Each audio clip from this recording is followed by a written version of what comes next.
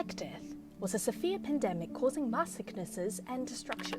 Yet, it also helped driving crucial social and scientific progresses. Let's find out what the Black Death is and how it affects the development of Europe over the following 100 years, thus investigate what we can learn from it. Black Death, also known as plague, was one of the most fatal pandemics of history.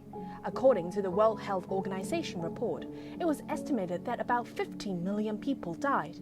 There have been several outbreaks of the Black Death in history, and in this video, we'll be focusing on the Black Death that happened between 1347 and 1353 in Europe, consequently explaining its impact to Europe in the Middle Ages.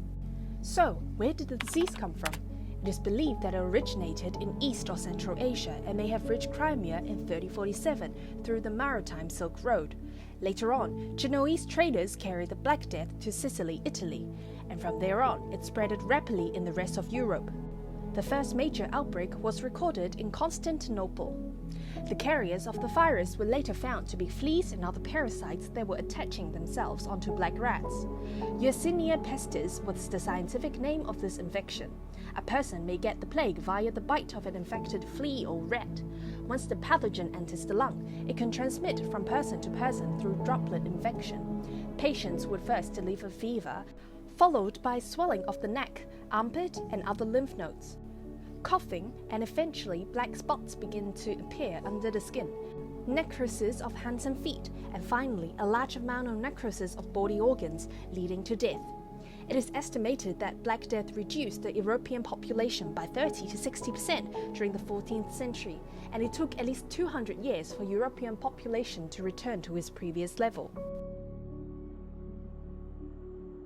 Some of the most critical factors that have made Europe a hotbed for the bacteria were poor hygiene, lack of medical knowledge, inadequate prevention measures, and misconception of the disease. In the Middle Ages of Europe, the public hygiene level and awareness are unsatisfactory. The carrier of pathogens, black rats and fleas, could be found everywhere. Due to the lack of scientific and medical development, no plague doctors were able to find a cure or ways to alleviate symptoms. For patients who had grown tumors on the side of their necks, plague doctors would help drain the pus from the tumors, albeit, due to the lack of hygiene, it led to infections and other complications. A common misconception regarding the disease was that people believed that the cause of the illness was the bad air surrounding. Plague doctors therefore advised not to breathe in the air by burning aromatic woods such as musk, amber, and rosemary. Another misconception was that people overestimated the role of priests during the Black Death. Back in the days, priests were thought to be rescuers for the Black Death. However, their way of treatment is nothing but baptizing and praying. The spread of disease within the religious community therefore left many priests killed, and later on surviving priests would refuse to see patients. There was no rational explanation for the pandemic, and some religious scholars claim that the plague was a martyrdom and mercy from God to punish those non-believers. Some upper-class men therefore joined processions of flagellants that travelled from town to town and engaged in public displays of penance and punishments. They believed that this would win God's forgiveness, hence cure the Black Death. They would beat themselves and one another with heavy leather straps studded with sharp pieces of metal. Some other people believed that the way to do this was to purge their communities of heretics and other troublemakers. For example, many thousands of Jews were massacred in 3048 and 3049. They were rumored to poison the water, and since the Jewish community had less death, the Catholics gave it a push by burning them alive. In Strasbourg, Germany, there were over 200 Jewish burned alive in one day. The above fusty behaviors did not help to contain the spread of the disease.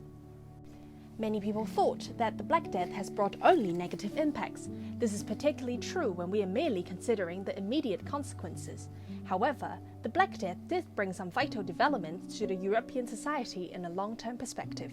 The Black Death led to massive decline in population and reduced the labor force by 25%. The low number of harvests spiked the prices and life was so much harder on commoners. European cities became an alloy of hospitals and crematories.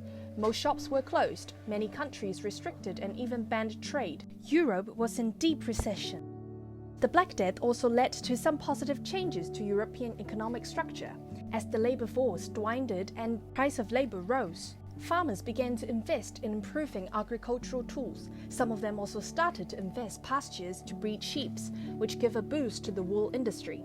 Also, the survivors had a new understanding of the value of life and began to pursue hedonism. The demands for handmade goods and luxury goods increased, and so had the prices. The manufacturing industry developed rapidly. Wealth was thus transferred from different regions to the cities, leading to urban revitalization. What about the medical system and education? Doctors at the time used many fusty and laggard methods, such as bloodletting, which exposed the medical defects at the time.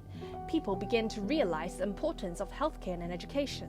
The Black Death promoted the development of surgery and anatomy, and many leaders and scholars carried out a series of studies. For example, Guy de Chauliac, a physician to the King of France, wrote a book called the Chirurgie, which laid the foundation for surgery by observing the anatomy of the Black Death patients. Also, there was great increase in university institutions, such as the University of Cambridge, which created several new faculties in 1348. The development of the university promoted the enlightenment of science and weakened people's confidence in theology. In the early stages, people relied heavily on religion, but as the death toll rose, it became clear that religious movements such as flagellations did not save them from the disaster. The status of religion began to waver in people's mind. People began to think about the importance of individualism in the face of powerful church. This kind of questioning gradually developed into hatred and revolt of the social inequality.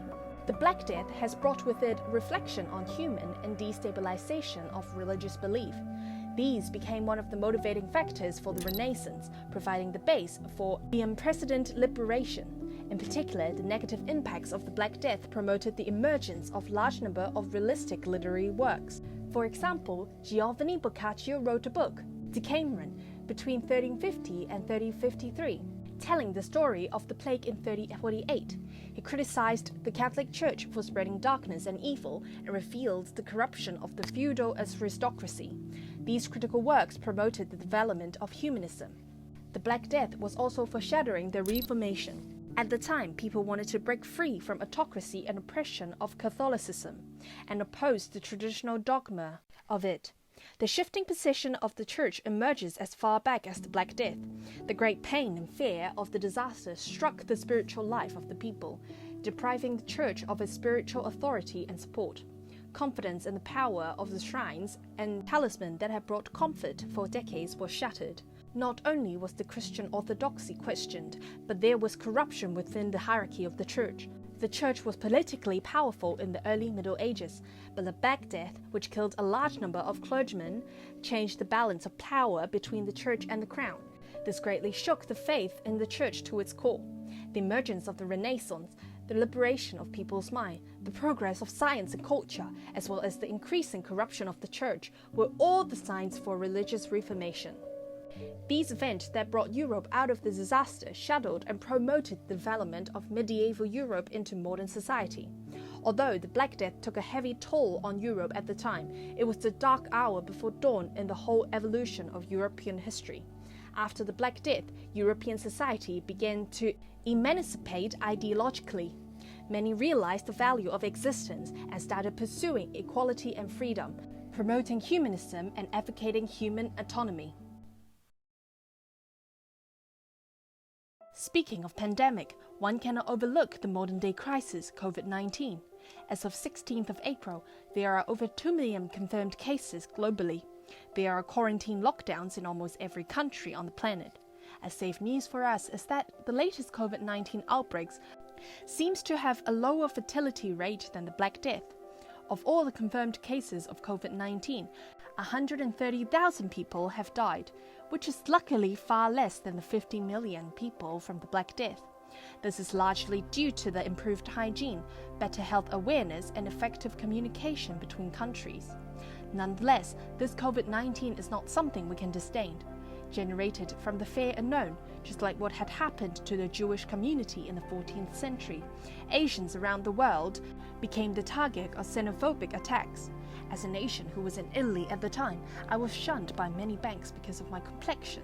There are many more incidents of xenophobic attacks arisen from this situation, and although I was terribly upset by this situation, it is also undeniable that these actions were driven by fear.